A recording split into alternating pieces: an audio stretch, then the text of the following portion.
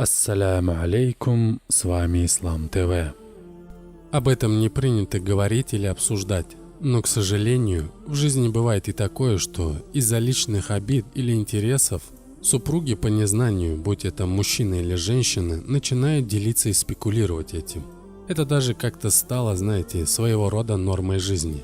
Слушайте внимательно, то, что я расскажу вам сейчас, это одна из основ семейной жизни.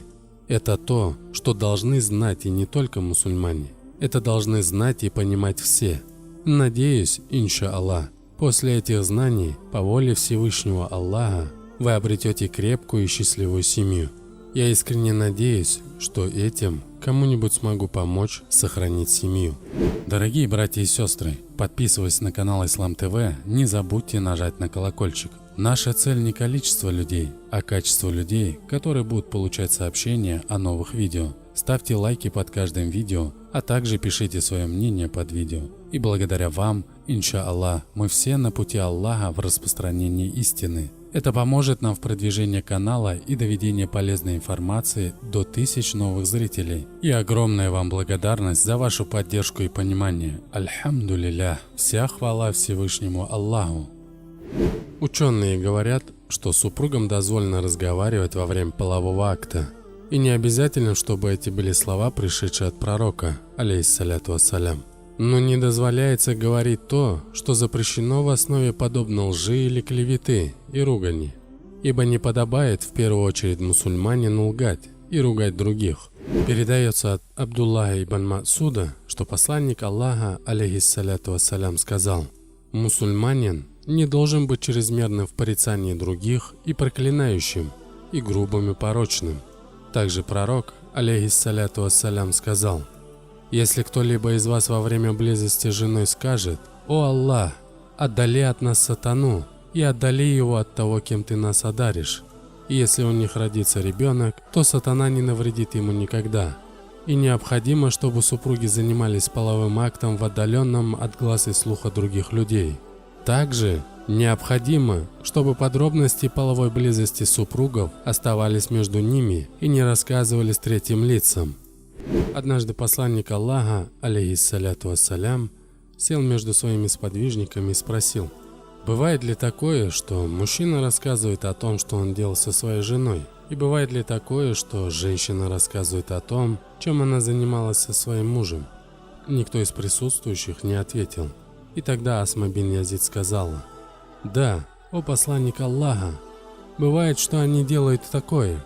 И тогда посланник Аллаха, алейхиссаляту вассалям, сказал: «Не делайте этого, ибо это похоже на то, что одна сатана встретила другую сатану, и они совокупились посредством смотрящих на них людей».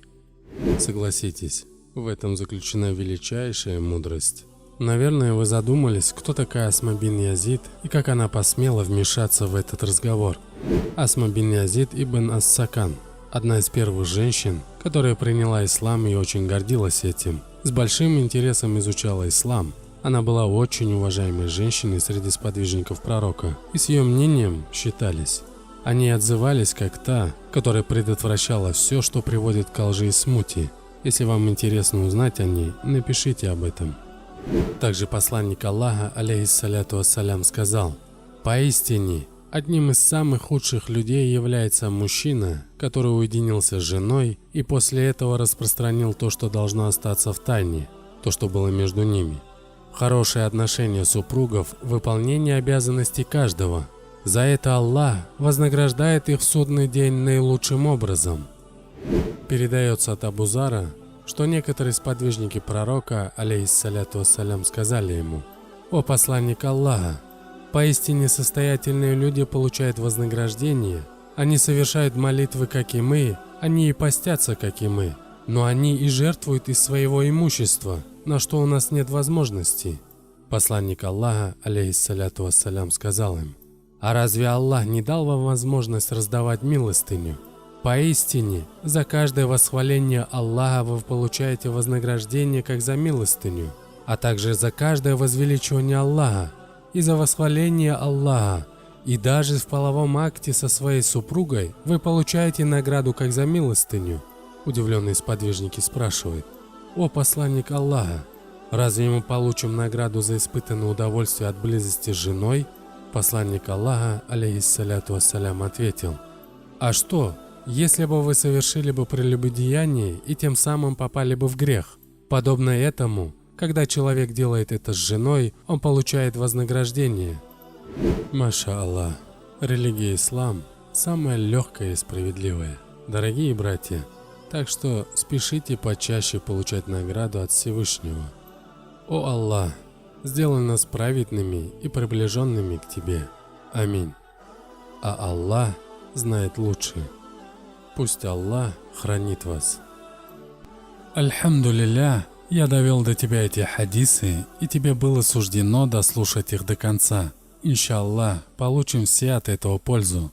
Пишите свое мнение об этом, а кто знал, тот ставит лайк, и возможно об этом узнает еще больше людей. И обязательно не ленитесь выделять время для изучения своей религии. До новых встреч! Ассаляму алейкум ва рахматуллахи ва баракатуху.